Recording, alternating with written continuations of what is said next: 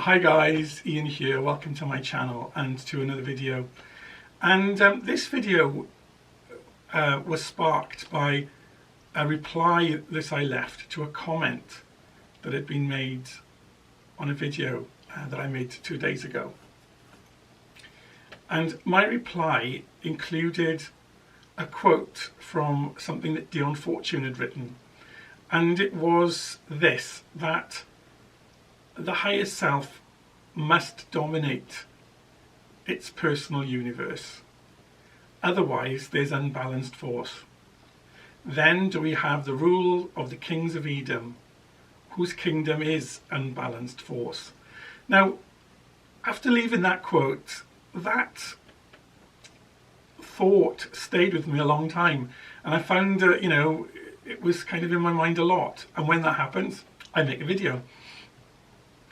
So let's have a look then. Why must the higher self dominate its personal universe, and who are the mysterious kings of Edom? Well, let's start with the latter. The kings of Edom are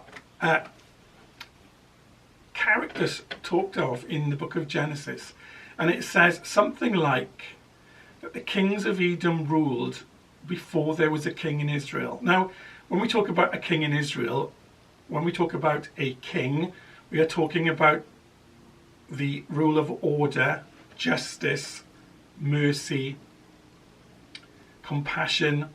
We're talking about bringing order where there is chaos. So the kings of Edom have historically been associated with chaos, with disorder, with lawlessness, with lack of any kind of control. And this is why they are associated with unbalanced force, because unbalanced force is chaos. And so what Dion Fortune was saying is that the higher self should dominate its universe so that chaos doesn't rule. And to me there seems to be a lot of sense in that, but what are we talking about when we talk about the higher self, particularly in relation to the personal universe, which is that of our daily lives? Well, the domain of the higher self is not that of the material world. The higher self is the essence of the consciousness that we are, that which sits behind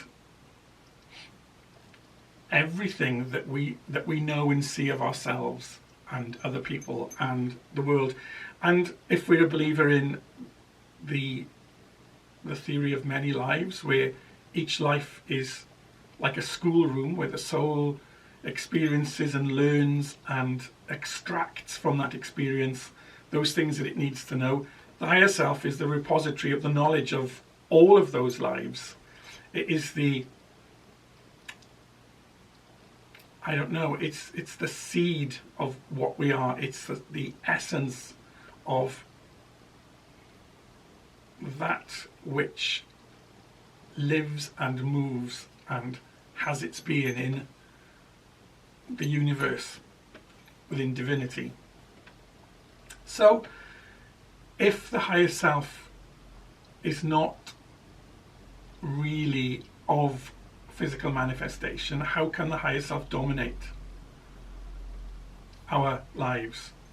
Well, it's more to do with the ways of the higher self, I think, the values of the higher self, principles of the higher self. So then, what are they? I think we need to go back to look at that. We need to go back to what the principles of kingliness are, because I mean, when we look at kings and queens now, we see some good ones, we see some bad ones, but we're talking about the archetypal king here, the archetypal ruler, in which there would be wisdom, mercy, compassion, justice, order, all of those things that I mentioned.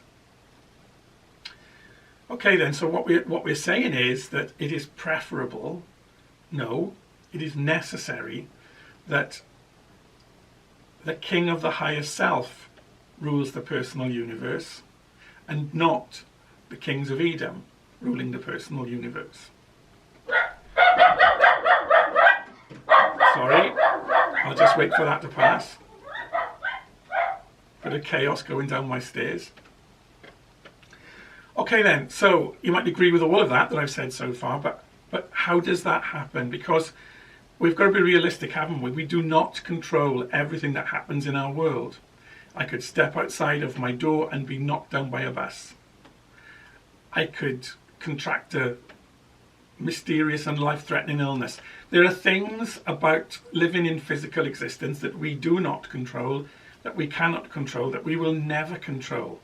So we cannot always be the king of that aspect or the queen of that aspect of our lives. There are some things that are beyond our ability to control. But where do we have absolute and utter total control? Well, the universe within ourselves, within our minds, within our human consciousness. We are the lords of that. We are the logos of that universe.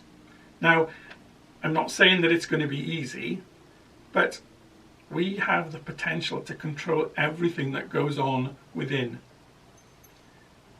Okay, so I don't control the fact that I'm hit by the bus, but I can control how I respond to that, what I make of that. And it takes me back to the words of a Greek philosopher, Epictetus, who said, "It is not events that disturb man, it is what they make of them." In other words, it's what we make them to mean afterwards. So I'm hit by the bus, I'm incapacitated, I lose my health, lose my mobility. Now, I can either sink in a mire of depression and my life essentially ends or continues in abject misery, or I can take a different approach to that. I can not let that happen to me. Yes, I'm left with everything that's happened to me, but how I deal with it is going to be different. And how I deal with it internally changes the quality of my life and how I experience that externally. So this is a very tough, hard thing to hear, and an even tougher and harder thing to put into effect.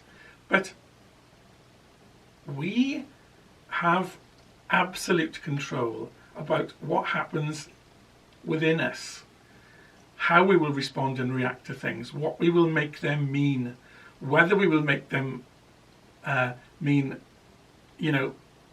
poor me, everything happens to me, my life's been an unfair happening from beginning to end, or whether we will see it as something different to that.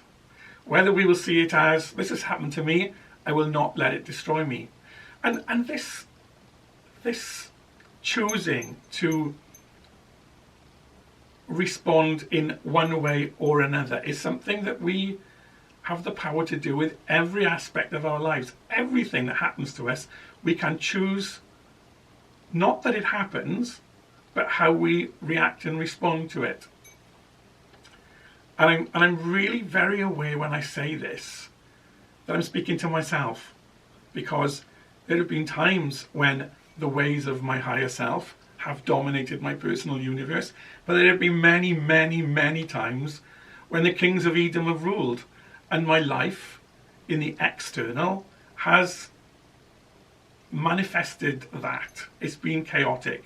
It's been not as I would have hoped it had been. And I've been not as I hope that I would have been.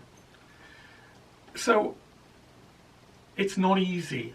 It is not easy to have the ways of the higher self dominate our personal universe.